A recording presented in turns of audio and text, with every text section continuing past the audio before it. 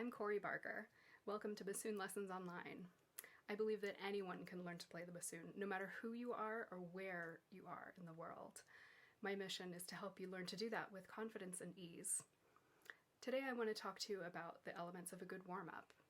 We're always told that we should warm up, but we don't often get specific direction on how to do that, and we don't really get a lot of explanation as to why it's so important. So I believe that a good warm-up has three elements, the first of which is your body. If you've ever watched any of my other lessons before, you've probably heard me talk about how much your body is a partner in playing this instrument. Really, I think it's just as important to know what's going on with your body as a whole as it is to know what's going on with the bassoon. That's how we can really express our individuality and how we can really learn to play with more comfort and to get more in touch with our real core sound. So you must think about your breathing and to make sure that your lungs are open to get your breath really to prepare you to play. So let's start with a quick breathing exercise. This is called box breath, and you've probably heard about this before. You take an equal number of counts for each step, and you can choose however many counts you want to take and how fast those counts are.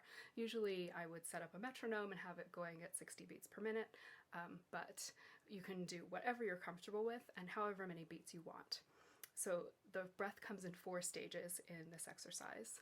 The first stage is the inhale. The second stage you're going to hold and pause before the third stage, the exhale.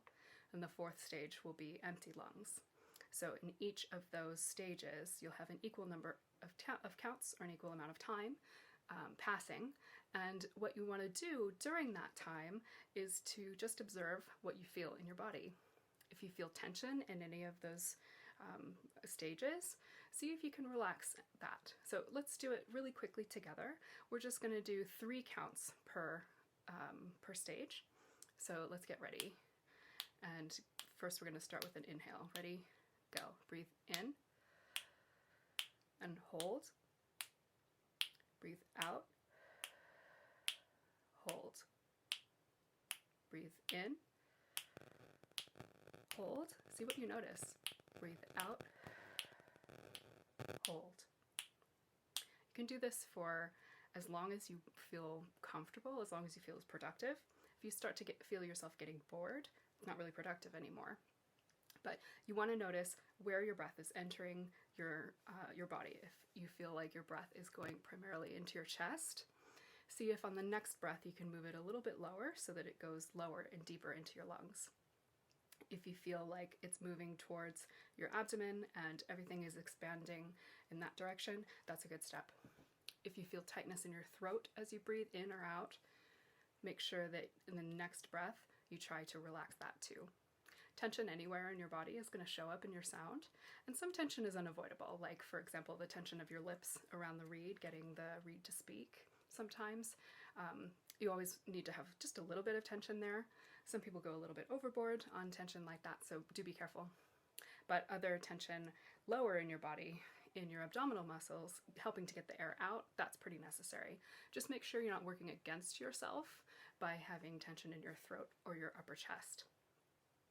So once you've done the breathing exercises, this is also kind of a signal to your brain that you're getting ready to get to work. And that is really the main function of a warm-up, is to just get you into the mindset that this is practice time, it's time to get to work. It's a good transition between normal life and practice time. So spend a minute maybe doing some gentle spinal twists.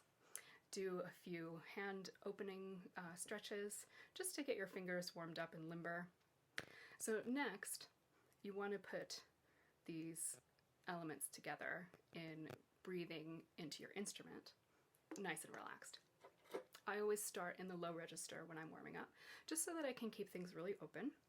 I want to make sure that I'm not getting too tight anywhere as I play, and the warm-up is a good place to establish these habits for the rest of the practice session. If you're trying to change anything about your playing, the warm-up is the perfect place to do it because your mind is fresh and you're just getting into the swing of things. If you want to have any elements of your playing changed, you've got to have really good awareness And if you're a little bit tired later in the practice session, it's more likely that those things are going to escape your mind. So use your warm-up as time to really focus on what you're feeling and what you're hearing, and if anything needs to be different, now is really the time to get on that. So I'm going to play some nice low slurs just to get the air flowing through my instrument. I'm going to play some nice low slurs to get the air flowing through my instrument so that my instrument can get a little bit warm too. We know that temperature changes the pitch of our instrument, so we want to make sure that everything is more or less the same temperature from the vocal all the way to the bell, and to make sure that our air is flowing out of us as efficiently as possible.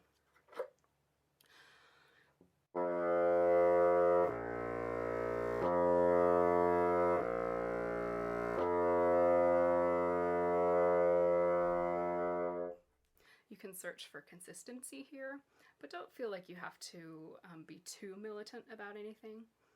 Just let the air flow. Look for any tension that you might be able to release. I like to go up chromatically and do these big fifth intervals. So that was F to B flat, now I'm going to do F sharp to B.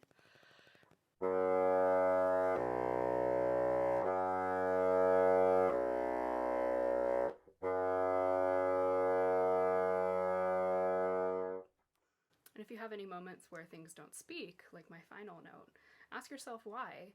Were you not prepared with your air for that to happen? Was your reed a little bit dry? Was your instrument not aligned properly in the key bridges? Now is a good time to investigate anything that might be going wrong with your instrument before you get into more intensive practice. My answer is that I wasn't prepared with my air, so your warm-up is a great time to just enjoy the sound that you make, to get you prepared to be focused, and to remember what it is that you enjoy about the bassoon. A lot of us play the bassoon for those really delicious low notes, so make sure that you spend some time in a register that you love. And the final element of a good warm-up session is a little technical practice.